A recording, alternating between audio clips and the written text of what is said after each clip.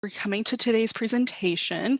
I know that presentations over the summer don't really have as many attendees, but we wanted to celebrate Pride Month. So if people are interested in this presentation, we can absolutely have it again in the future during the semester. But thank you everybody for coming. And next slide.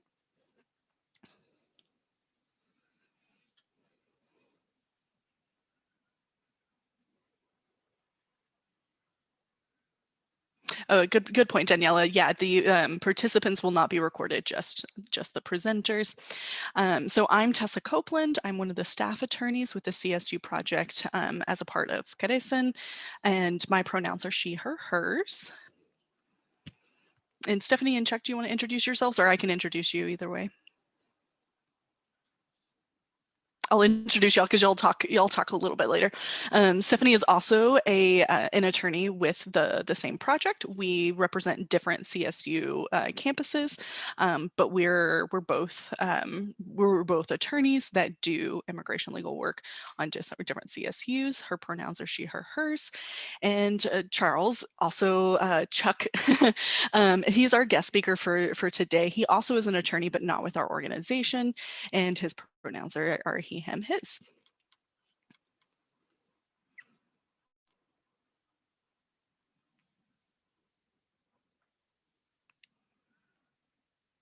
All right, so first, who are we? So CARECEN stands for Central American Resource Center. We're an organization that provides nonprofit immigration legal services. We envision the LA area becoming a place where Central Americans and all other communities can coexist in peace and dignity. Our mission is to empower Central Americans specifically is what we were founded on. That's what the focus was. But of course, we help individuals from all around the world by defending their human and civil rights, working for social and economic justice, and promoting cultural diversity. Our website is listed there, as well as our main organization Instagram account.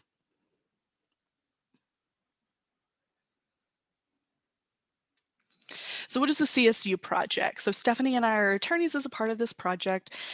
We are a part of a team that serves the area CSUs, so the 8 ones in the LA region. We provide services for current students, faculty, and staff, as well as their immediate relatives. So anybody who is a parent, sibling, spouse, or child of a current student, faculty, or staff member, we can provide immigration legal services to them. All of our services are at no cost, so there's never any attorney's fees. For those individuals who qualify for the CSU project, but people are responsible for their government filing fees. So the list of services we provide, this is not an all-encompassing list. This is just what we see the most often. We do a huge variety of immigration legal work, including DACA, renewals and initial request, family-based petitions. So a lot of times you'll see that with spouses petitioning for each other, naturalization, so helping people get citizenship, special immigrant juvenile status, which we'll talk about a little bit later on in today's presentation, U visas, VAWA, T visas. These are all various forms of relief for individuals who have been survivors of certain crime inside the United States. And also removal and deportation defense. This is representation inside of an immigration court proceeding. And of course, more. So, excuse me, an important note before we begin. So this presentation, even though we're all attorneys that are presenting today, this is not intended to be direct legal advice. Everybody's individual situation is different. So we cannot give blanket advice in a presentation style. We would have to have a one-on-one private consultation with you in order to determine what is best for you in your particular situation. So schedule a consultation. We'll go over at the end exactly how to do that if you're interested. Like I said before, you are able to ask questions today, but we want to make sure that you're not sharing private confidential information. So not revealing your status or anything very private, but general questions are absolutely more than welcome and wanted. We want this to be as interactive as possible. So feel free to put questions in the chat as we go along. We might not be able to answer them till the end. but then also we'll let you unmute yourselves and stuff at the end as well. So just keep that in mind. This is not intended to be a confidential space. This is just an informative session.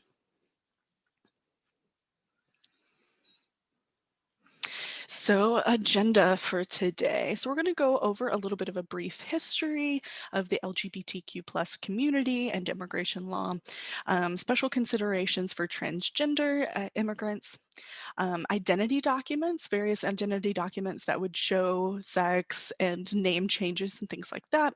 We'll get a large portion of our presentation today will be about the marriage-based immigration for same-sex couples.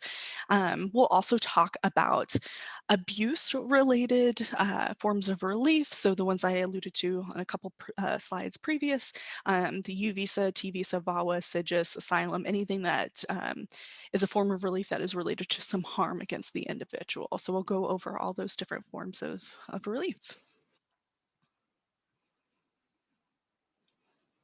Thank you, Tessa. So when I was preparing, or when we were preparing for this presentation, I thought one of the things that is really important to highlight is the immigration history with respect to LGBTQ individuals, to see how far we've come and how recent everything has happened. And so when I was, looking at the history of everything, I realized that, we've only had 25 years. I'm sorry, can you see the full screen, or are you able to see the bottom part of my? The last part I can see is like half of the Immigration Act of 1990. Oh no, how do I change this? Sorry, it's a little bit cut off. And I don't know how to fix that. But it's only been recently that being an LGBTQ individual is not criminalized and doesn't result in deportation or inadmissibility. That's like last 25 years. Prior to this, starting in 1917, if you were an LGBTQ individual, if they classified you as such, you were deemed to be mentally defective or have a constitutional psychopathic inferiority, so you would not be eligible to enter the US. And one of the things that I saw in 1980, formerly INS adopted guidelines and procedures for the inspections of aliens who are suspected of being homosexual. 1980s, from 1980 to 1990, they wouldn't ask you if you were straight up like, are you gay or are you homosexual? They wouldn't ask you these questions. But if they had any inkling that you were, they would launch a full investigation on you, and that would result in your inadmissibility into the United States. It wasn't until 1990 that Congress finally removed individuals who were LGBTQ from the sexually deviant category. So that was no longer something that could make you deportable or inadmissible into the United States. So 1990, you're talking 25 years ago. So I thought it was interesting to see how recent these changes have happened.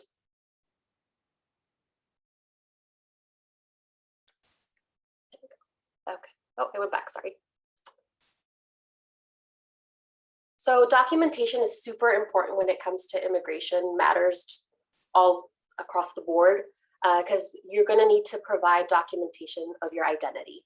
And so one of the special considerations for transgender individuals is this is the first opportunity for a lot of individuals to get documentation with their preferred gender and their preferred names. And up until 2012, sex reassignment surgery was required in order for you to get this documentation. Starting April 2012, USCIS issued a memo indicating that it did not require sex reassignment surgery in order for you to get the requested document in the new gender. So what they need from you in order for you to be able to get the documentation in your new gender is an amended birth certificate, passport, or court order recognizing the new gender, or a medical certification of the changes in the gender from a licensed physician. And it can't be a therapist, it can't be a psychologist, it has to be from a licensed physician, a doctor of medicine or a doctor of osteopathy.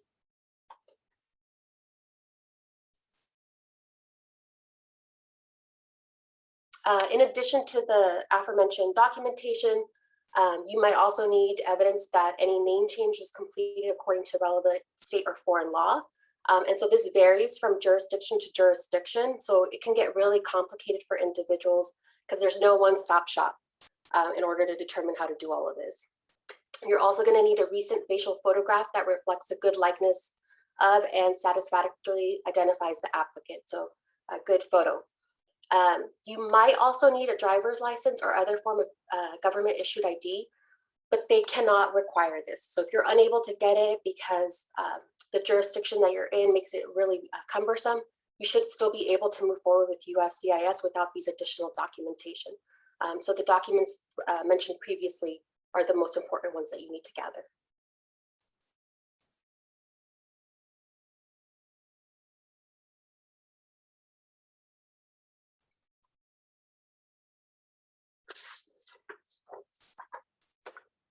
Sorry, what does the title say? It's cutting off on my screen, Tessa. Preferred name identity documents. Okay, so the preferred name on any document should be the same for transgender individuals and all other individuals. And what you'll need is legal documents from your country of birth reflecting the official name change or a name change court order issued by a US court. One of the resources that I found super helpful when looking at how to do all of this for either clients or just preparing for this presentation is the Transgender Law Center. They have an abundance of resources on how to do this, and they even break it down by country and state. So if you need to know how to do it specifically for the region that you're at, Transgender Law Center has a lot of pro se guides so that individuals can do this on their own without the need of an attorney to help them out. I've also included the links there below for the California courts on a self-help guide for the California court system specifically on how to do the court name changes here in California.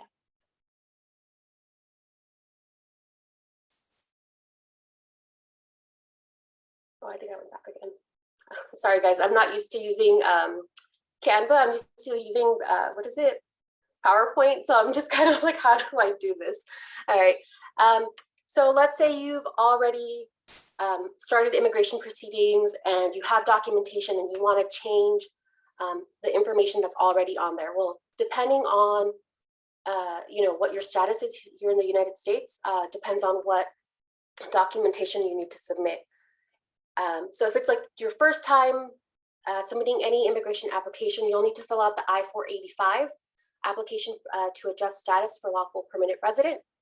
And you'll need to submit the documentation that was mentioned previously, like the court document, the doctor's letter, all of that with your initial application, the I-485. If you're already a permanent resident and you want to change it on there, you're going to need to fill out the I-90, the application to replace permanent resident card. And then what you'll do is you'll submit the evidence showing the name change and changes on the gender marker on your permanent resident card. And if you want to do it, if you're already a citizen and you want to change that on your naturalization paperwork, you'll fill that out on the N-565 application for replacement naturalization of citizenship. Again, you'll submit all of the documentation with these applications so that you can get documentation with your correct gender marker and the name that you desire.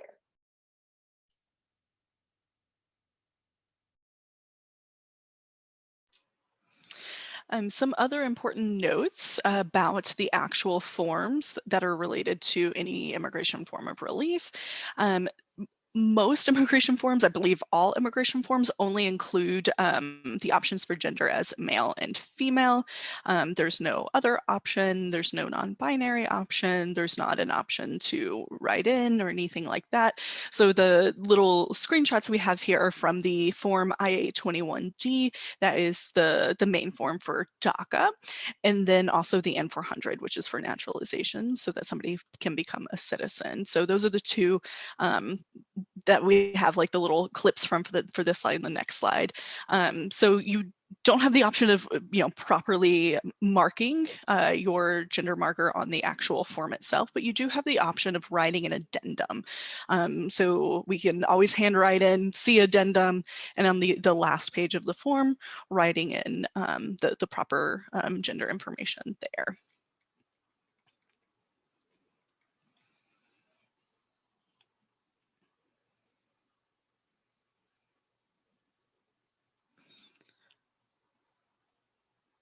Oh, it jumped. Sorry, guys. We normally use PowerPoint, but we were like, oh, Canva has so many more options. It'll be like a much more interesting presentation, but it has so many more like technical issues. Okay, so no worries. It's not you. It's the new system. So even after you have legally changed your name, so say you've done DACA before, you've legally changed your name, do you still have to include your dead name on future applications, so such as a DACA renewal application? Unfortunately, the answer is yes, because that's how they will tie you to previous applications. So again, this is from the N400 and the I-821D naturalization and DACA respectively. These are the sections where you put other names you use. So this would include of course, the dead name, but also variations of your name. Most of the time when we use this is when individuals don't use both of their last names, they only use one, that sort of thing, or just, variations. So a lot of times people kind of get worried about this section in general, just because they're like, oh, I've never used like a fake name. Or like to hide my identity or pretend to be somebody else, and it's not asking that, it's asking just other names used. And yes, you would that would include dead names. Yeah, and that was one of the tips for from the Transgender Law Center. It's creating that court paper trail where you make the name change, and then including that here. That way they can see that this is the name your prior documents were utilizing, and this is what you're going to use moving forward. Creating that paper trail makes it easier for the adjudicator to really see the documentation actually goes to you.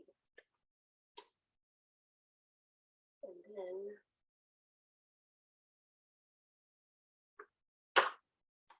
so enter doesn't work in switching slides, so one moment. There we go. Okay, so one of the things that you can use for USCIS, so you can change your name on immigration forms, is your passport, right? So can I change my gender marker on a passport? Yes, you can. Again, which is really great. There's no proof of sex reassignment required. That medical certification of gender transition from a licensed physician is required. And the Transgender Law Center has a really perfect example of what information the physician needs to include on that documentation in order for you to be able to do that on your passport. Okay, what if you want to change your name on your passport? So for your passport, you will need to fill out the Form DS-5504, application for name change, passport data correction, and limited passport book replacement.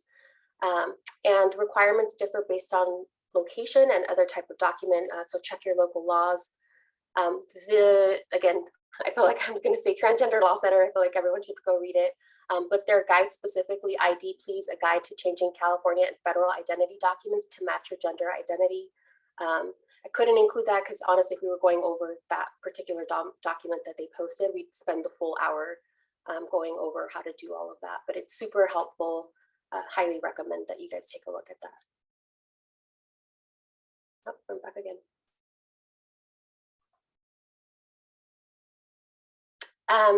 So marriage-based petitions. These are one of the major things that we do, or I specifically do here at CARECEN. I have a lot of couples that get married and they're like, okay, how do we do this? I'm a US citizen or a lawful permanent resident, and my husband or wife, they're from Mexico or El Salvador or Ghana or wherever. Like, what do we need? Luckily, because of Obergefell v. Hodges, the Supreme Court held that the 14th Amendment requires marriage equality and that all states must allow same-sex couples to marry, as well as recognize same-sex marriages entered into out of state. When I was preparing for this presentation, I forgot how recent everything was. Like 2015 was only 6 years ago. Like we're coming up on the 6-year anniversary to this. And it's just amazing to see that this is just something that was recently recognized. And there are special considerations when we're prepping our clients. Does marriage equality exist in the jurisdiction the couple is currently located? Not everyone's here in the US when they're trying to petition. There's other people that are outside of the country. So how might a marriage-based petition look different if the couple is now out to family? And how can a couple obtain a change of venue if they don't feel safe attending an interview at the designated consular post? And the reason why I have Chuck here today is because he and his husband recently went through, well, was it recent, Chuck? Well, it started almost as long ago as Obergefell v. Hodges, but he recently received his permanent, 10-year green card within the last year. Yeah, That's how long it's taken to go through this process. Super long process for you guys. And so, I'm obviously going to go over these are the requirements, these are what they shouldn't do, or this is what they can do, and this is what to expect. And I think Chuck, having gone through that experience with his husband, will really highlight some of these points. And I think that Chuck has really positive or really useful feedback, because I wasn't thinking of adding some of the things that he indicated when we were prepping for this presentation. But the process is essentially 2 steps. The first step is what's called the family visa petition. This is where you file what's called an I-130. And the I-130 is where the US citizen or lawful permanent resident spouse is saying, hey, government, I am a US citizen, I'm a lawful permanent resident. Here's evidence that I am that. And here's evidence that I am married to this other individual. You have to submit evidence that there's an actual marriage that took place. And that part of the process costs $535. Then there's the next step. The next step is the application for permanent resident status. There's 2 routes that you can do this step. This is for the foreign national spouse. If the spouse is here and is able to, they can do a process called adjustment of status. And I'm not going to go into a lot of details about adjustment of status and consular processing, but one is adjustment of status, and then the other process is called consular processing. That's where the foreign spouse is either in another country already, or where they're going to have to travel abroad to do this process. And so the timeline is going to vary depending on which one you qualify for, adjustment of status or consular processing. And it's also going to vary if the spouse is either a US citizen or a lawful permanent resident. So just keep that in mind. And if you have questions about which track is for you, you definitely want to schedule a consultation for that. There is another, there's another way to go about this. It's called the fiance visa. I don't know if any of you have ever watched 90 Day Fiance. They kind of go over that track a little bit. I guess, I don't know. That's not something that we do. Thankfully, I think, because 90 Day Fiance looks like a mess. But that's one way of doing it, and we're just not going to cover those questions today.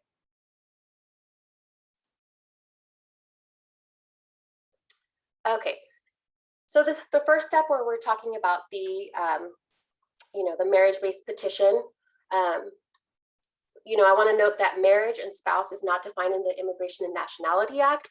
It's defined by the jurisdiction. So you have to look at the country and state where the marriage is occurring. And it has to be legal in the place where it was entered. So make sure that, if the state that you're getting married in requires you to actually reside in that state before you get married there, that you're actually following all of those requirements. It also requires that all of your prior marriages be legally terminated, either by divorce or death, before the new marriage is legally entered into. So you can't be in divorce proceedings that aren't finalized while marrying your new spouse, because then your new marriage isn't going to be validly entered into. And the other thing that they're looking at is to make sure that the marriage is bona fide. The spouses intend to build a life and future together, and are not marrying only for immigration purposes. So you can marry for immigration purposes, but it can't be the sole reason that you're entering into this marriage, right? Chuck, you had a comment? No, I mean, immigration purposes, yeah, can be a reason why, because my husband and I, in order for him to stay here, I mean, that was one of the considerations when we were talking about when to get married, right? But I wouldn't list that as a reason why. Even if it is partially the reason why, I wouldn't say it. Yeah. All right.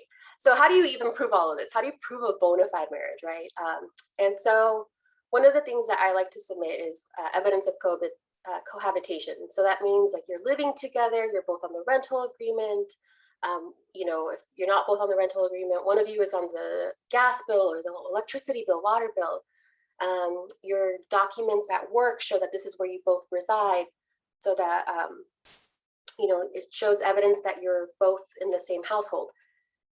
Cohabitation is not a requirement. So if you guys are living apart for whatever reason, you can still move forward, but just know that you're putting your marriage under a lot more scrutiny by doing that. And so you have to be ready to explain, why aren't you living together? Why are you married and not living together? And you have to show additional evidence to show like, okay, like this is a legitimate marriage. Another thing that you want to submit is commingling, sorry for the typo, commingling of financial assets. You know, do you have bank accounts together? Are you on 401ks together? Are you the beneficiary of this account or life insurance? All of those things. Joint taxes, proof that you're on each other's work records, like as emergency contact. I'll get information like that as well. And then I usually ask my clients to send me about 5 to 10 photos of just major events where they were photographed together, like Christmas holiday with family members, or they went on a trip somewhere, things like that. And so, Chuck, did you submit all of this evidence when you were petitioning Argel? Yeah, we submitted all of this information, and let me just say at first, I'm not giving any of this advice as an attorney. This is just based on my personal experience. So we submitted pretty much everything that they asked for. Lease agreements, evidence that we're both on the same electric and gas bill, joint bank statements, joint tax returns. The first time we submitted evidence, we probably submitted 50 to 100 photos showing various events and holidays that we were at together, with both families, me in Mexico, him in the United States, our mothers together. And it had to be hundreds of pages of stuff that I submitted the first time. And we still got a request for evidence, which is the government saying, thanks for all of that. We still don't believe you that your marriage is bona fide. You didn't provide enough evidence. Please give us more. So then I provided them with even more information. We received 2 requests for evidence for both steps in the process. So I didn't realize this was uncommon until we were preparing for this presentation, and I was talking to Stephanie, and she's like, she just said, she asks her couples for 5 to 10 photos to submit. And in your experience, Stephanie, with heterosexual couples, that's all that is really needed, correct? What happened? I guess maybe her internet went out. But yes, that's true. Like normally, like 5, 6 photos, 10 photos is like more than sufficient. Yeah, we submitted probably in total for the 2 requests for evidence that we received, like 300 photos. We submitted text messages of conversations that we had just about normal stuff, like what do you want for dinner? Where are we going for Thanksgiving? That kind of stuff. And to note, this, if anyone's planning to petition for a spouse, start saving this stuff now and save your screenshot. Stephanie's computer turned off is what she just texted me. So save your photos from Instagram and Facebook with the time and date stamp on there. As much as I don't really care about posting my entire life on Instagram and Facebook, it's helpful if you're going to be going through this process, because then you have a record of it happening over a period of time throughout your relationship rather than all at once, so you can collect evidence to show the government, right? Also, text messages, which is a thing that heterosexual couples also are not expected to submit. But we were told when we went to our interview, maybe you can supply text messages showing a progression in your relationship. So start thinking about that and screenshotting those things now, so you're not doing it for your request for evidence all at once and going through years worth of text messages. Another thing I suggest is think about all the things normal heterosexual couples do, like have a gym membership together, have a magazine subscription together. All those little things, I submitted those in my first request, I mean, my first application, and still received a request for evidence after the interview. So even though I showed them a card my grandma sent my husband for his birthday with a check for $100 that says birthday and his name and my grandmother's name, that still wasn't enough information for them. So I'm just telling you all of this because I feel that gay relationships or LGBT relationships of any kind are going to be more scrutinized, even though they're not supposed to be. Yeah, absolutely. I mean, all the things that you're saying, I totally agree with all of that advice, as far as like how to prepare along the way instead of like preparing like right as you're filing or responding to a request for evidence. All the things that you're saying, if a client came to me with all of that, I would be like, let's take like half of this and file it. Like we don't need this much, but that would be for a heterosexual couple. Obviously, that's not the case that you experienced or that many others experienced in that same situation. So yeah, it's really interesting. We'll get into this a little bit later too, but so much depends on the officer who is reviewing the application, the officer as an individual human that is conducting the interview, and their own personal biases and their own personal like training on all of these things too. So people tend to forget that a lot, like, but this is the law, this is supposed to be equal, etc. And it's like, yes, that's how it should be, absolutely, but is that what reality is? And we know that's not always the case. Yeah, exactly. And that's what Stephanie and I talked about that too. And the fact that I didn't even realize it until we were talking about this, and this started years ago, it just goes to show how much they could have been, or how many other people are mistreated or discriminated against, and nobody even knows, because unless you talk to somebody else going through the same process in a different situation than you, then you have no idea. I just thought it was normal for the government to require this much information, but apparently that's not the case. Mm-hmm. I have a friend who went through the process a few years ago with her husband, and they hired an attorney. They did everything that they were supposed to do, and went to the interview, and were literally asked one question. They asked her, "Have you introduced him to your family?" That was it. They were approved, and she was upset because she did all the legal stuff and did everything that she needed to do and really prepared for this. And later on, the attorney at the time that had helped was like, well, you're a heterosexual couple, you're the same race, and you speak the same first language. And like she, of course it was good for her and her husband that they went through an easy process, but she was really, really frustrated. And I think that all of us are seeing this as like, that wasn't fair. Just because she and her husband were able to tick those couple of boxes, they were immediately believed that their relationship was true. So. Yeah. Yeah, and it's frustrating when you're in a real relationship and they treat you like you're lying to them. And I mean, especially made my husband really uncomfortable because I'm a US citizen, so I don't have anything to worry about, but he's already feels unwelcome in this country during the Trump administration. And he's a Mexican living in the United States, unsure about what's going to happen, and they are treating him like he's a criminal. And that's happened to him in more than one situation with the US government, with the immigration Border Patrol in particular. But in that process, even in the interview, the interviewer was asking him questions, not really asking me anything. And that, like, she was just showing us she doesn't believe him and she's going to scrutinize him. And one thing that he's at work right now, so he couldn't be here, but he was saying during that interview, he felt like she was being extra nice and trying to be his friend, and he felt like they were friends, and then was listening to her questions, and she's asking the same things over and over again, and she would just be talking about something else and then slip a question in that she already asked, and he was like, were you even listening to me this whole time I was talking to you? But he realized that's just a game that she's playing, acting nice and friendly, and trying to get him to slip up because, of course, she assumes he's lying, so she's going to test him. So that's just something else to think about. Not to scare everyone. I'm sorry, Chuck, I totally got dropped off there for a bit. Thank you. Just taking a break.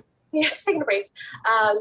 Did you happen to mention that you also submitted the text messages with date stamps? Okay. Yeah, I've done petitions for heterosexual couples that have gotten approved with 5 to 10 photos, no text messages, no kids together, like not an issue proving the validity of the marriage during that interview.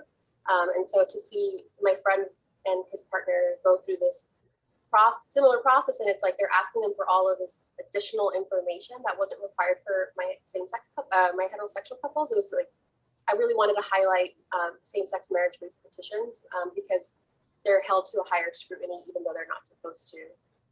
And so just being mindful of when you're either preparing for that or if you're working with an attorney and preparing for that. Yeah, and just one other thing. I said that I submitted bank statements and tax returns. The first time I submitted those things for both steps of the process, I submitted the first page of our bank statement showing our names, and like you could see the balance change. But I felt it wasn't really the government's business what I use my bank account for, all the details of my transaction. That's my privacy. It's an invasion of privacy. The government can't ask me for that information. This is what I thought in my head. And so when we got our request for evidence, they said they need to see the entire bank statement. They need to see transactions going in and out of that bank account, showing that we're paying for the necessities of life, like our electric bill, gas bill, rent, other things like that. They wanted our entire tax return, not just the first page showing it's a joint tax return.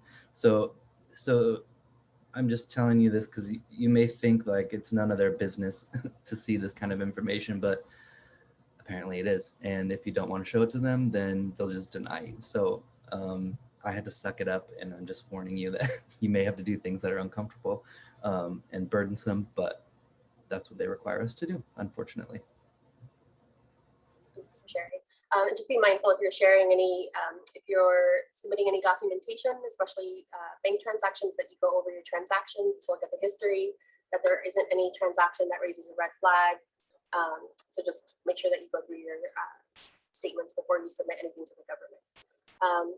With respect to the validity and legitimacy of a same-sex marriage, know that evidence of the person's history that they have not always been out as gay, lesbian, bisexual, transgender should not be confused with evidence that this person committed fraud before or is committing fraud now. And so if during the interview you start getting questions along this line, you might need to educate the officer, about the LGBTQ movement and where things are now, and that the policy that they have internally basically indicates that if you had a heterosexual marriage before and are now in a same-sex marriage, it does not indicate fraud. The other thing is that they should not really consider the gender identity or gender assigned at birth when determining whether the legal validity of the marriage.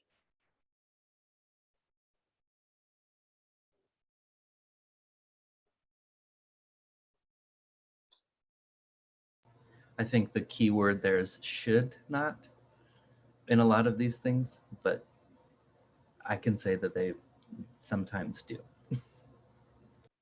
Which is, helpful to have an advocate there, or just taking the time, even though you know that they're not supposed to, just educating the officer. One thing to note also is, I mentioned there's adjustment of status and then there's consular processing. So consular processing usually involves the immigrant spouse going to their home country to do the interview there, but it's not always safe for an individual to go to their home country and basically interview for a same-sex marriage visa petition, right? It's not, same-sex marriages are not legal in all countries. They're actually banned in some countries. And so note that if you come from a country where you're put at risk, there is a way for you to request that your consular interview be processed at a different consulate. What you would do is you would wait for your petition to be filed and approved at USCIS. and then transferred over to the National Visa Center.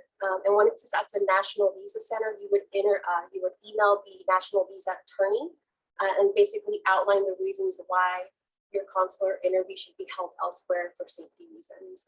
And if you need more details on that, please feel free to send me an email and I can send you the instructions on how to do that.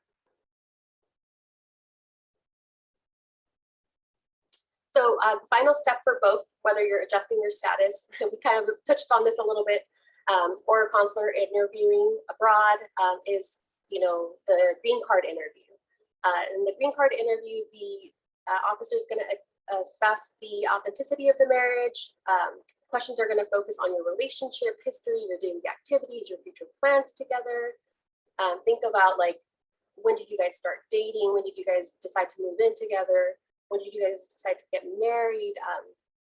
Things like that. That's what they're going to be asking you.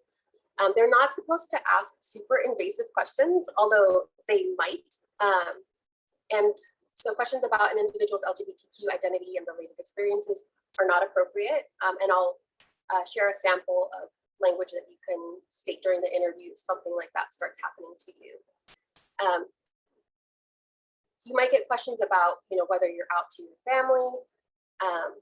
Those questions are pretty common, especially with respect to the evidence that we're submitting for a petition. A lot of times what they want to see is family letters indicating that they've seen the relationship develop and how they know you guys as a couple. And so if they don't see any letters from family members, they might be like, okay, that's a red flag. So one of the things that you'll want to do is highlight that you have friends that are like your family. So not in the traditional sense, but you have family that you've created for yourself. And those are the individuals that are writing the letters on your behalf. Those are the individuals that are attesting that you have a good faith marriage. And they also shouldn't go into the relationships, your prior relationships. So if you were in a heterosexual relationship and now you're in a same-sex marriage, they really shouldn't delve into the details of the prior marriage. It's inappropriate. And so you'll want to kind of redirect the officer during the interview. Hey, you're assessing the validity of this marriage, not my prior relationships.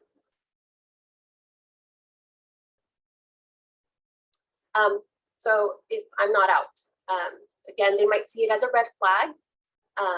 And worst case scenario is that the couple might be outed to family members of one or both of the spouses when they weren't ready to come out yet. So tips right there are be proactive about reminding the government officer that this is a special issue when adjudicating the case of same-sex couples.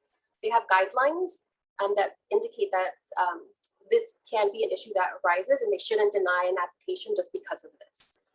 Inform the officer who you consider to be your family. Have those individuals write the letters of support for you. And then if they just continue badgering you, or you feel like they're just taking the questioning into a route that they shouldn't be taking it, don't be afraid to ask for a supervisor and tell them that they're discriminating and the line of questioning is not called for. And then Chuck, did you want to add anything to the interview section? I don't think so. I think I said everything I could think of. They didn't ask us any inappropriate questions. They just questioned my husband more than me. She's fake. And we got the request for evidence after we had the interview. So apparently we didn't do that well, even though we thought we did. Let me just also add that we had matching red, white, and blue outfits on. It just turned out that way. It wasn't like American flag suit, but it was like one had a blue jacket and like pink pants, and it's like we thought we had it made. We look so patriotic, and apparently none of that matters. Your outfit doesn't matter for the interview. Sorry. They do not care. They do not care. As gay people, we care about those things. As seen by his outfit right now, he's better dressed than I am right now. Great. Sure. Well, you know what? Actually, another tip is you definitely want to prepare. Like, don't just go into this interview winging it, thinking like, oh, we know each other so well, like we've got this. But also don't freak out to the point where you're just so nervous that you're making silly mistakes during the interview. So you want to make sure that you're prepared for questions, but you're also just cool, calm, and collected. so that you're not making silly mistakes. And prepare enough with someone that knows the law, so you know what they're looking for when they're asking these questions. So I mean, even though you're not entering into this relationship for immigration purposes only, you don't want to say something that make them think, you know, your spouse entered the United States on a tourist visa with the intent to stay with you. Like, we were married prior to filing, obviously, and then we traveled to Mexico and came back. So technically, he entered on a tourist visa, married to me, and the government could see that as, oh, you intended to come here to stay, prior to filing to adjust his status. And you just need to know those kinds of things before you go into the interview, so you don't say something, or so you can omit certain things that you may need to, that may, you know, bar you from your spouse staying in the country. And this is why it's always important to consult with an immigration attorney, even though you feel like I can do this on my own. You always want to do that consultation with an immigration attorney so that we can screen you for any red flags and prepare you for any questions that might pop up in the interview. Okay. So I'm going to give an example here. Corey is a transgender man who is applying for a green card through a petition filed by his wife, Faraz. The USCIS officer interviewing Corey and Faraz inquires as to how they met back before Corey was presenting as a man. His name was still Karina. The officer follows with questions about Corey and Faraz's desire to be parents together. The officer then asks Corey if he can be the biological father of a child, or would he have to be the mother and carry the child, to which he asked, are you still able to get pregnant? So this is an example of inappropriate questioning that they should not be doing. Okay, so if Corey and Faraz were represented at the interview by, let's say, Tessa or I, we would interject with a comment pointing out the intrusive nature of the question, asking the officer how he believes this information is necessary to prove Corey and Faraz's marriage is bona fide. It's not necessary. This is not a necessary question. And further asking the officer to please try not to ask questions about the applicant's body, which are not relevant to the green card application. And then, so an example here I wanted to provide for you. Since you're not represented by an attorney, the attorney prepares them to basically say, please excuse me, officer, but I'm not comfortable discussing with you the intimate matters of my body.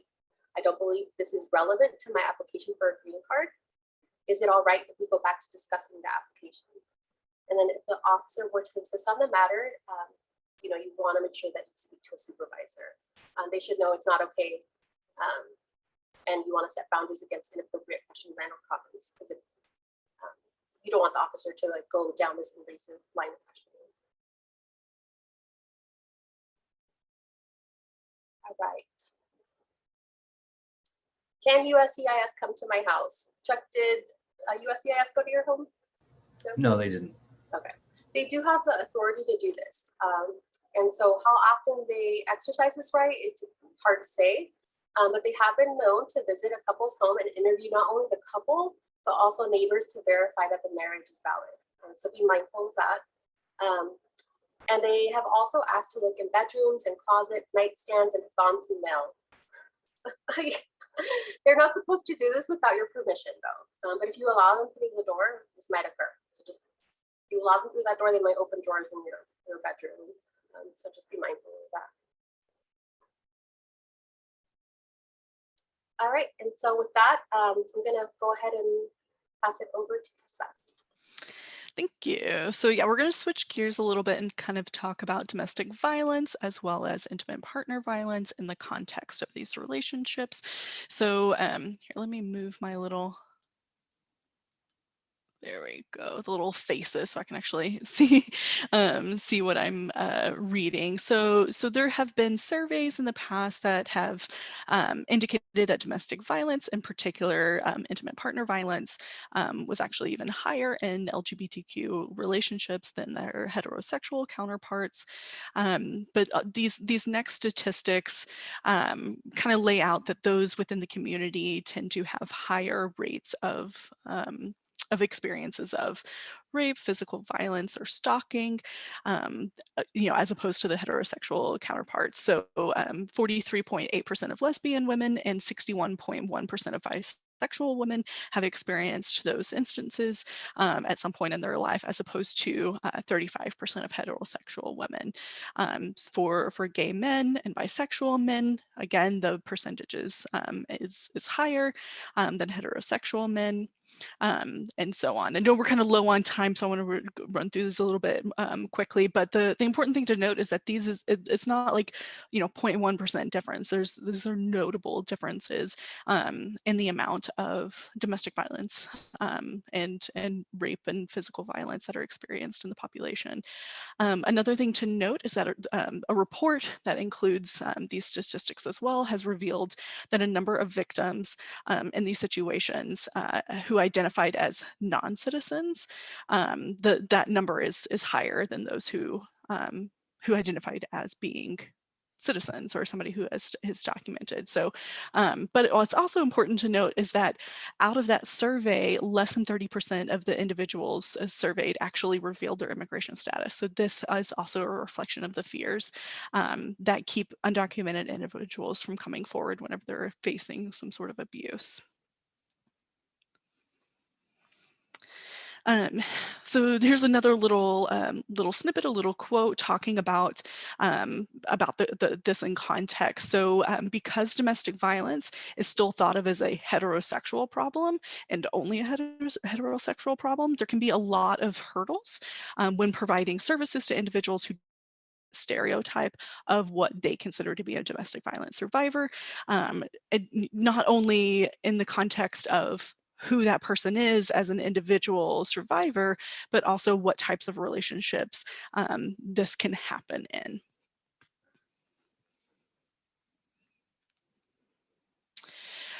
So some barriers in seeking and receiving services for individuals in the community that have been the survivors of these crimes.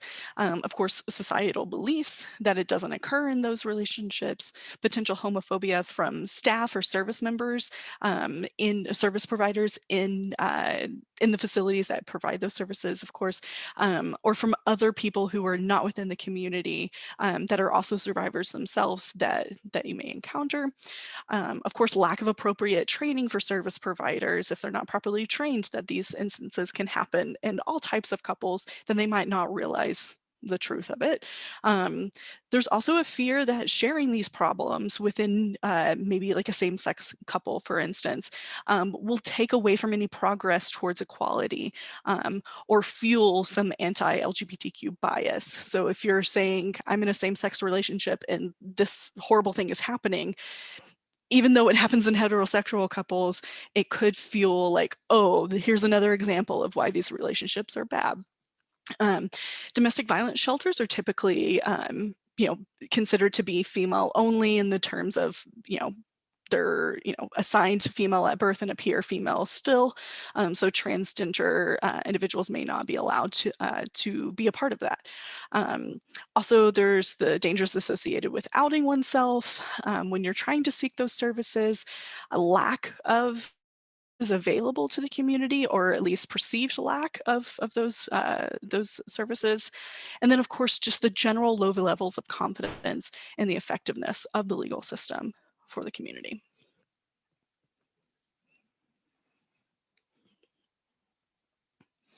So VAWA is the Violence Against Women Act. It's not just for women. But that's, of course, just the name.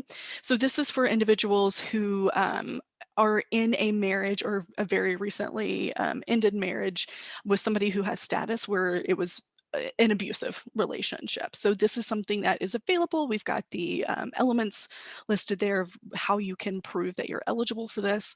Just like everything we've been saying all along, it is so much harder to prove all of these different elements. So you have to prove that the marriage was entered into in good faith, just like you would for a regular marriage petition. And on top of that, also prove the abuse that they don't want to believe in the first place. So you kind of have a lot more against you in terms of additional things you're having to prove. Special immigrant juvenile status. So this is a form of relief for individuals who are under 21 who have been abused, abandoned, or neglected by one or both of their parents. So we see this in all types of abuse, all types of neglect, but of course, we also have to highlight that sometimes the abuse, abandonment, or neglect is because of the individual's LGBTQ plus status. So for an example, a parent kicks their kid out of the house, doesn't want anything to do with them, abuses them, etc., because they have come out. This could be, you know, abuse or abandonment there. And then also what's important to note too is that special immigrant juvenile status ultimately can lead to citizenship for individuals who are eligible. We do presentations on this form of relief all the time, so if you're interested in this, definitely come back for future presentations. Asylum. So many individuals from around the world come here in order to seek protection from various forms of prosecution, but of course, prosecution due to their sexual identity, sexual orientation, etc. You know, these people could have experienced violence, threats, rape and sexual assault, all sorts of combinations of all of these things listed. And, you know, forced marriage or medical procedures in order to cure them of these issues. So due to this persecution, these individuals may be eligible for asylum inside the United States, which would give them a form of status inside the United States. So what countries criminalize same-sex marriage, being non-heteronormative, everything in this like maroon, burgundy, whatever color that is. We pulled this from a website that's actually an interactive map. You can hover over the country. It tells you what the country is, tells you what exactly they criminalize and what the potential fine could be. So some it's like, you know, men cannot have sex with other men, or some will also include women in there, or just marriage or whatever, various crimes. And then some it's like 14 years in jail as minimum prison, like prison sentence. And then some say like death penalty is the only penalty available. So it's a really, really sad, but also really interesting and like really well done map there to kind of get an idea of what happens around the world. But after that sad map, we'll say some happy map-related things. So where same-sex marriage is legal around the world. So this is from a Pew Research Center article last year. So these are all the different countries around the world where same-sex marriage is legal. So as you can see, as we've been saying before, look at all of these that have just been in the last like handful of years. So lots of recent progress. Campus resources. So Channel Islands, I don't think anybody from Channel Islands is here right now, but they are starting a LGBTQ plus mentoring program. They are opening very soon for people to apply for the mentoring program. They're going to have a rainbow retreat for the community. That's going to be later on in the year. They'll be coming forward with more information there, but there's their website and their Instagram. And yeah, so we'll of course have the slide for everybody to read and link to and all of that. But on our next slide, we have Serena here. If you would like to, oh yeah, good. The pictures worked. They were working, then they weren't working. If you want to say anything about the Pride Center. Sure. So my name is Serena Lowe, pronouns they, she, and I'm the manager for our Pride Center, and just happy to be here. And you know, we offer lots of different programs and services right now. We're virtual, hopefully. In fall, we plan to have some more in person as well as some virtual programs. I had the flyer on there for our Pride Month. So since this is Pride Month, one of our last Pride events for the month is this Friday. It is our Out on Stage Pride Night on Instagram. So join us at 7 o'clock on our Instagram to see a lot of amazing performers, comedy. It'll be good fun. So yeah. Awesome. Thank you for sharing. And this org, this center is also who shared a lot of the materials that we had for today, the statistics. So we really appreciate collaboration with all of this. So if you're interested in scheduling an appointment, if you are a current CSU student, faculty, or staff, or an immediate relative, again, that's spouse, parent, sibling, or child of a CSU, like current student, faculty, or staff, you can use that link there.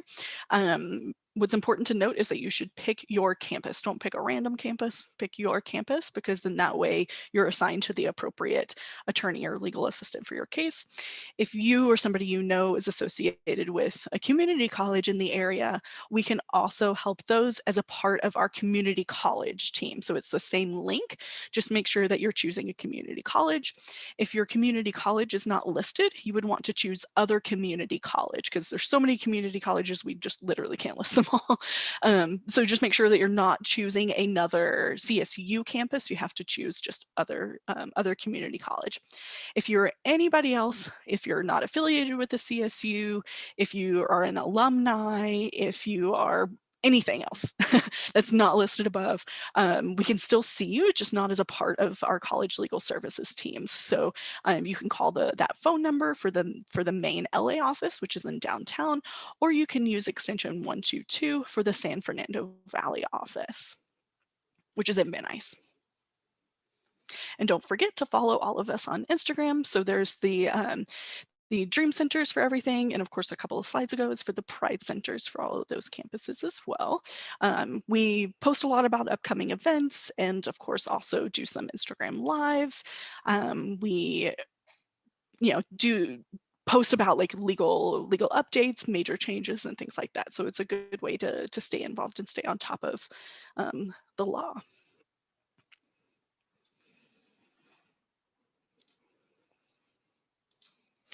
And we'll do just a little quick Mentimeter. So you can go to menti.com and use that code, or you can go to that full link there at the bottom, or you can use the QR code, whichever way it will get you there. Just a way for you to provide feedback to us.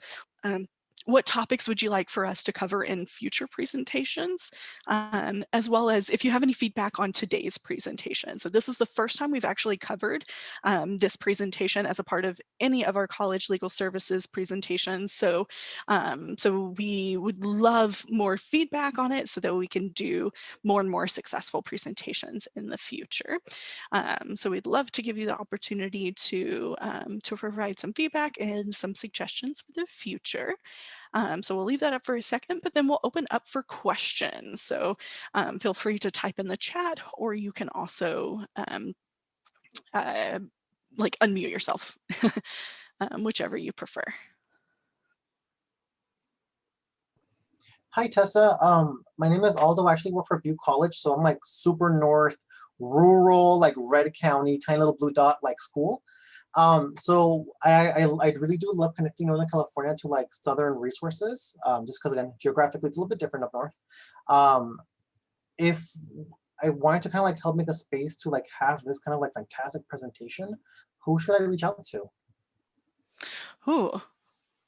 I mean, you could definitely email me or Stephanie, and we can kind of work with you to figure out what makes the most sense in your area. I'm sure there's other organizations closer to you that might be good to partner with as well. I'll have to think on that. I'll have to think on that, but yeah, definitely email. We've got our emails linked there, and we can figure out some way to collaborate. Thank you so much. I appreciate that. Thank you. Yeah.